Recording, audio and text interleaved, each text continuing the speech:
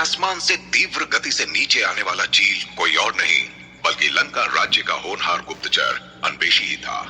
वो धनुष से किसी तीव्र गति से निकलने वाले तीर की तरह चील रूप में तपस्या स्थल पर उपस्थित हुआ था।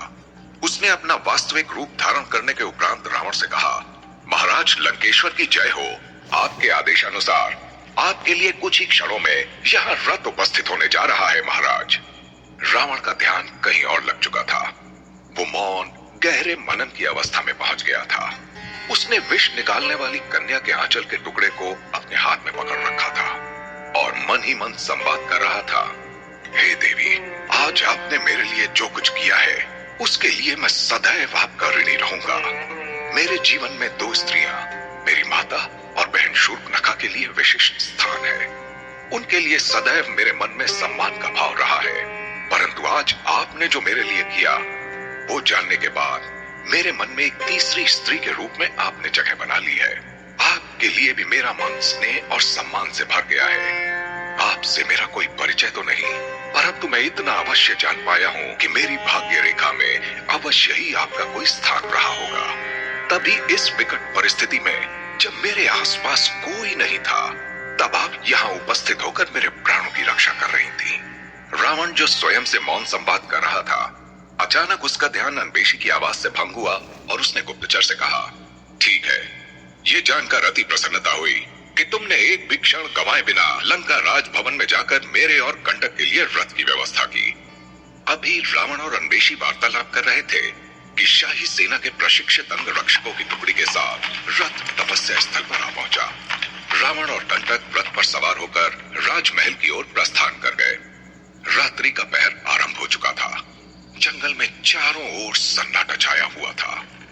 रथ के पहिए के घूमने और अंगरक्षकों के घोड़ों की डाक की आवाज जंगल के सन्नाटे में गूंज रही थी। रावण राजमहल की ओर अग्रसर था कि तभी अचानक उसने किसी स्त्री के चीखने की आवाज सुनी।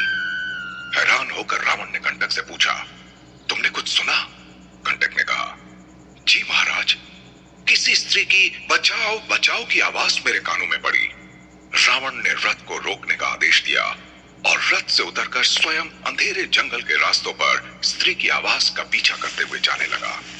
रावण गंभीर सोच में पड़ गया कि आखिर किसकी थी ये आवाज।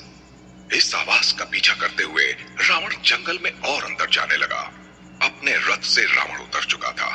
उसका लक्ष्य अब सिर्फ वो पुकार थी जो घनघोर जंगल के अंधेरों से निकलकर उसके कानों तक आ रही थी, बचाओ बचाओ। बार बार किसी की सिसकियों से भरी यह आवाज रावण के कानों से टकरा रही थी। जैसे जैसे रावण तेज कदमों से जंगल के अंदर प्रवेश कर रहा था, यह आवाज तीव्र होती जा रही थी। इधर कंटक ने सोचा कि इस अंधेरे जंगल में महाराज रावण जिसका सामना करने जा रहे हैं, पता नहीं वो किस प्रकार का खतरा हो। इसीलिए वो अंग रक्षकों को लेकर रावण के पीछे पीछे जंगल में दाखिल हो गया। रावण के कदम तेजी से उस आवाज का पीछा करते हुए बढ़ रहे थे। कुछ दूर जाने के बाद रावण घने जंगल के बीच एक ऐसे स्थान पर पहुंच गया जो देखने में हरे भरे घास का एक मैदान लग रहा था। एक छोटा सा खुला मैदान जहां कोई वृक्ष नहीं थे, सिर्फ हरी हरी घास उगी थी। मैदान के बीचों बीच एक विशाल चट्टान था जिसके ऊपर उसे कुछ आकृतियां नजर आ रही थी। रावण तेजी से उस विशाल चट्टान की तरफ बढ़ने लगा। कंटक अब तक अंगरक्षकों के साथ रावण का पीछा करता हुआ जंगल के बीचों बीच बने मैदान के नजदीक पहुंच गया था।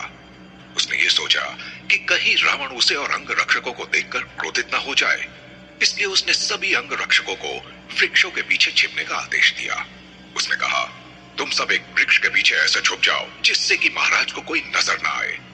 अगर हमने ये देखा कि महाराज लंकेश्वर किसी मुसीबत में पड़ने जा रहे हैं, तब हम सब अपने आप को सामने लाकर दुश्मन के ऊपर हमला बोल देंगे। ऐसा कहने के बाद वो भी एक विशाल वृक्ष की ओट में छिपकर रावण को देखने लगा। कंटक ने देखा कि रावण बहुत तेजी से मैदान के मध्य में रखे विशाल चट्टान की तरफ बढ़ रहा है। जैसे ही रावण विशाल चट्टान के समीप पहुंचा, उसने देखा कि एक सुंदर सी कन्या को एक विशालकाय राक्षस ने दबोच रखा है। वो राक्षस उस कन्या के साथ जबरन छेड़छाड़ कर रहा था। कन्या उस दैत्य की पकड़ से मुक्त होने के लिए अपना पूरा जोर लगा रही थी, परंतु विशालकाय राक्षस ने उस कन्या को अपनी पूरी शक्ति के साथ जकड़ रखा था। उस दैत्य ने सुंदर कन्या से कहा, अरे ओ कोमल काया, यहाँ इस घनघोर जंगल में ना तो तुम्हारी चीखें किसी को सुनाई देंगी और ना ही तुम्हें बचाने कोई यहाँ आएगा। मैं जो कहता हूँ चुपचाप मेरी बात मान लो और मेरी बाहों में आ जाओ, अन्यथा आज की रात को अपनी आखिरी रात समझना। वो कन्या लगातार राक्षस का विरोध कर रही थी, परंतु वो अपनी पूरी शक्ति लगा देने के बाद भी राक्षस की पकड़ से अपने आप को आजाद नहीं कर पा रही थी। ये दृश्य देखते ही रावण आग बबूला हो गया। क्रोध से उसकी भुजाएं फड़कने लगी, आंखों से तेज लाल अंगारे निकलने लगे। रावण ने चिल्लाकर कहा, दुष्ट पापी, स्त्री की स्वीकृति के बिना तुमने उसे स्पर्श करने का दुस्साहस कैसे किया? ये कन्या तुम्हें बार बार स्वयं को मुक्त करने के लिए कह रही है, परंतु तुम अपनी हवस की आग में अंधे होकर इस कन्या पर अत्याचार कर रहे हो। अभी तुरंत उस कन्या को छोड़ दो, वरना मैं तुम्हारे टुकड़े टुकड़े करके जंगल के जंगली जानवरों को खिला दूंगा। रावण की आवाज सुनकर राक्षस का ध्यान भंग हुआ और उस विशालकाय राक्षस ने क्रोधित होकर रावण की तरफ देखकर कहा, कौन हो तुम? लगता है तुम्हारी मृत्यु तुम्हें खींचकर यहाँ ले आई है। रावण उस राक्षस के दुस्साहस को देखकर मुस्कुरा रहा था। उसने कुछ नहीं बोला, बस उस राक्षस के अहंकार को देख मुस्कुराता रहा। रावण को खामोश देखकर राक्षस ने आगे कहा, इस अंधकार से ढके हुए घने जंगल में अंधकार की भांति ही काला और अंधा नियम चलता है। वो नियम मैं बनाता हूं। मैं जो चाहता हूं यहां वही होता है, और इसमें अगर किसी ने हस्तक्षेप किया तो उसको एक ही उपहार दिया जाता है, बस एक ही उपहार, और वो है मृत्युदंड। विलोम सुर नाम है मेरा, नाम सुना है कि नहीं? इस घनघोर जंगल का पत्ता पत्ता मेरे नाम से कांपता है। यहाँ के वृक्ष मेरी दहाड़ से सूख जाते हैं। जंगल में रहने वाले जंगली जानवर मेरे सामने आने से थर थर कांपते हैं। तू कौन है? मेरा विरोध करने के लिए यहाँ कैसे आ गया? राक्षस विलोमसुर की बात को सुनकर रावण मुस्कुराया और उसने कहा, ये मेरी आदत है कि मैं हर किसी से शास्त्रार्थ नहीं करता, खासकर तुम जैसे दुष्टों से तो मैं वार्तालाप भी नहीं करता। तुम जैसों के साथ मैं सिर्फ एक ही काम करता हूं, और वो है सर्वनाश। सिर्फ सर्वनाश करता हूं मैं, और तुम्हारे सवाल का जवाब देना मैं उचित नहीं समझता। बस अब तुम अपनी उंगलियों पर बीतने वाले एक एक क्षण की गणना करना शुरू कर दो। विलोमसुर ने कहा, अच्छा तो तुम पहेलियां बुझाने आए हो, हाँ? रावण ने कहा, पहेलियां बुझाने नहीं, बल्कि तुम्हें इस बात का प्रमाण देने कि मेरी नहीं, आज तुम्हारी मृत्यु तुम्हें खींचकर यहां ले आई है। अच्छा, तो मुझे भी तुम्हारा परिचय जानने में कोई रुचि नहीं है। रही बात मृत्यु की, तो कुछ ही क्षण में तुम्हें यह ज्ञात हो जाएगा कि आज मेरी नहीं, बल्कि तुम्हारी मृत्यु तुम्हें यहां इस घने जंगल में लेकर आई है। इतना कहते ही विलोमसुर ने अपना आकार सूक्ष्म करना आरंभ कर दिया। देखते ही देखते दैत्याकार विलोमसुर एक गिलहरी के आकार में परिवर्तित हो गया। अब उसने सुंदर कन्या को छोड़कर रावण पर हमला करने की योजना बनाई और मैदान के बीचों बीच रखे चट्टान के पीछे जा छिपा। रावण उस राक्षस के इस रूप को देखकर सोचने लगा, ये भला कौन मंद बुद्धि है जो मुझे रावण को चकमा देने की कोशिश कर रहा है? रावण ने चिल्लाकर कहा, तुम मुझे नहीं जानते हो मूर्ख, अन्यथा इस प्रकार का बचकाना व्यवहार तुम नहीं करते। अगर साहस है तो आमने सामने का मुकाबला करो, या अपनी हार स्वीकार कर अभी इस कन्या से क्षमा मांगकर इस वन को त्याग दो। आज तुम्हारी मायावी शक्तियां तुम्हारी मदद नहीं कर पाएंगी। रावण चिल्लाकर उस दुष्ट से अपनी बात कह ही रहा था कि तीव्र गति से आकर एक पत्थर का नुकीला टुकड़ा उसके उसी दाहिने पैर से आ टकराया जहां नागराज ने डसा था। अचानक आए उस पत्थर ने रावण को संभलने का अवसर नहीं दिया और रावण के पैर से रक्त की पतली धार बहने लगी। आज मेरे प्रहारों से तुम बच नहीं पाओगे। नारी की रक्षा करने वाले बहुत बड़े जन कल्याणकारी बन रहे थे ना तुम?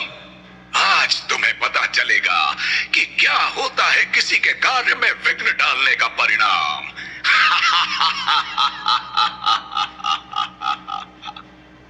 सुंदर युवती दौड़कर रावण के पास आई और उसके दाहिने पैर से बहते लहू को रोकने के लिए कपड़े के एक टुकड़े को फाड़कर घाव पर बांध दिया। उस सुंदर कन्या ने इशारे से रावण को बताया कि गिलहरी के आकार वाला वो दुष्ट विलोमसुर चट्टान की आड़ में छिपा है। अब तक रावण क्रोध से बौखला चुका था। उसने अपने सर्पदंश वाले दाहिने पैर को तेजी से जमीन पर पटका। रावण के धरती पर पैर पटकते ही एक भूचाल आ गया। आसपास के वृक्ष, चट्टान और मैदान हिलने लगे। ये देखकर विलोमसुर थोड़ा भयभीत होने लगा और विशाल चट्टान पर खड़ा होकर अगले प्रहार की तैयारी करने लगा। इससे पहले कि विलोमसुर कुछ कह पाता, रावण ने उसके पूरे शरीर को अपनी मुट्ठी में पकड़ लिया। विलोमसुर ने बहुत कोशिश की कि वो रावण की पकड़ से खुद को छुड़ा ले, परंतु ये उसके सामर्थ्य से बहुत बाहर की बात थी। रावण उसे उठाकर अपने चेहरे के करीब ले आया और उससे बोला, भोली भाली कन्या को बुरी नजर से देखने वाले दुष्ट दैत्य, तुमने अपने कुकर्म से पूरे राक्षस कुल का नाम बदनाम किया है। तुम्हें जीवित रहने का कोई अधिकार नहीं है। आज तुम्हें वही सजा दी जाएगी जो तुम अपने विरोधियों को देते हो, और वो सजा है मृत्युदंड। दर्द से कराहते हुए विलोमसुर ने कहा, मुझसे भूल हो गई, मुझे क्षमा कर दीजिए। मैं आपकी शक्ति का अनुमान नहीं लगा पाया था। आप कृपया मुझे माफ कर दीजिए। आप कौन है? कौन है आप बाहुबली? कृपया मुझे बताइए, आप कौन है पराक्रमी? दशानन के चेहरे पर एक रहस्यमय मुस्कान आई और उसने ऊंचे स्वर में कहा, रावण हूं मैं, इस लंका नगरी का लंकेश, और इस क्षण मैं तुम्हारा काल हूं। इतना सुनते ही रावण की मुट्ठी की गिरफ्त में जकड़े विलोमसुर ने मूत्र त्याग कर दिया। उसका अंग वस्त्र गीला गीला हो गया। भय से कांपते हुए उसने अपने दोनों हाथ जोड़ लिए। उसने कहा, हे लंकेश्वर, महाराजा धीराज रावण, ये संपूर्ण जंगल आपके शासनाधीन है महाराज, परंतु मुझे इस बात का तनिक भी अनुमान नहीं था कि रात्रि के इस पहर आप इस घनघोर जंगल में पधारेंगे। मुझे माफ कर दीजिए लंकापति। आज के बाद मैं कभी भी किसी भी स्त्री को बुरी नजर से नहीं देखूंगा। आज के बाद मैं कोई भी बुरा कर्म नहीं करूंगा।